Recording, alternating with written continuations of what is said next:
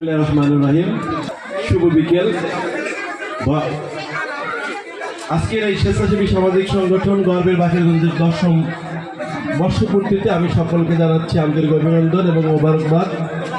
আমি ধন্যবাদ জানাচ্ছি, আন্তরিক কৃতজ্ঞতা জানাচ্ছি আমাকে এই মহতী অনুষ্ঠানে দাওয়াত করার জন্য।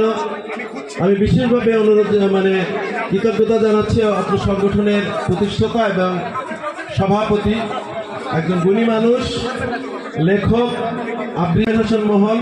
তিনি বাকেরগঞ্জের একজন কৃতি সন্তান, একজন কৃতি মানুষের, একজন ভাষা সৈনিকের স্বনামধন্য ছেলে।